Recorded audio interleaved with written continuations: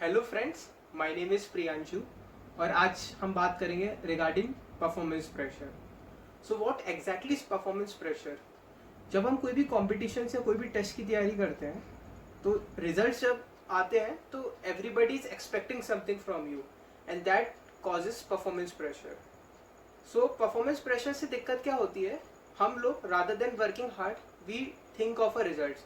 हमारे दिमाग में सिर्फ रिजल्ट ही रिजल्ट चलता रहता है और हम लोग हार्ड वर्क के पीछे ना जाते हुए हम सिर्फ ये सोचते हैं कि हम कैसे ना कैसे अच्छा रिजल्ट ला दें ताकि हम सबको प्रूव कर पाएं कि we are outstanding. But that is not the case. जब मैं अपने समय जेई दे रहा था मैंने भी सेम मेरे साथ दिक्कत हुई थी।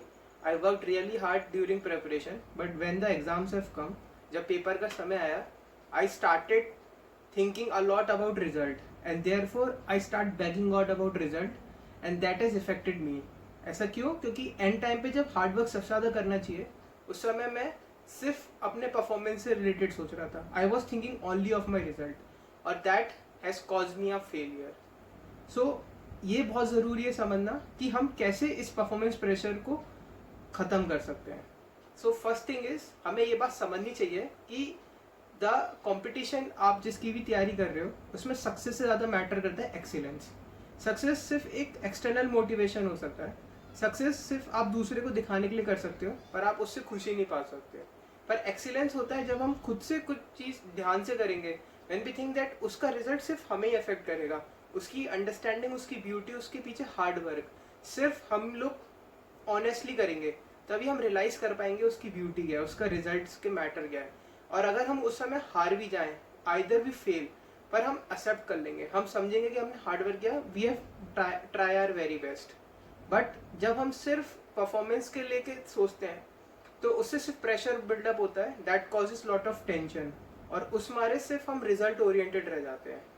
हम लोग ये भूल जाते हैं कि जो हम चीज़ कर रहे हैं वो अपने लिए कर रहे हैं, उसका कोई इफेक्ट दूसरे पे नहीं पड़ेगा। हमारे हार्डवर्क सिर्फ हमें ग्रोथ देगा, कोई और के लिए हेल्प नहीं करेगा। और इसलिए हमें ये बात समझना बहुत ज़रूरी है कि whenever you are performing something, आपको कुछ भी टास्क दिया जाए आपको ये बात समझना है कि वो सिर्फ आपके लिए। सो आई रिक्वेस्ट यू ऑल कि जब आप कोई भी टास्क लें you must think that it's result will only affect you. तो इसलिए हमें कोई और के लिए परफॉर्म करने का प्रेशर नहीं लेना चाहिए ताकि हम अच्छा कर पाएँ। दूसरा, अगर हम फेल भी हो पाए तो हम अपनी मिस्टेक से सीख पाए, हम इंट्रोस्पेक्ट कर पाए कि हमने कहाँ का गलती करी ताकि नेक्स्ट टाइम हम और बेटर कर पाए।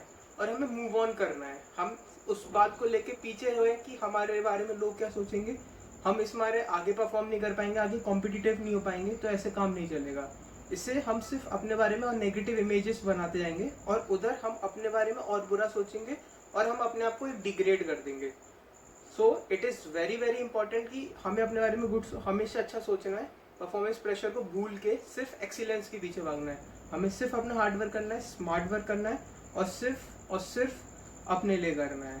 So all the best my friends, do like, subscribe and share and comment below कि आपको किस टाइप की वीडियोज़ और चाहिए और आप बता सकते हैं कि इस वीडियो के बाद आपको कैसा लगा और any suggestions will be helpful. Thank you friends.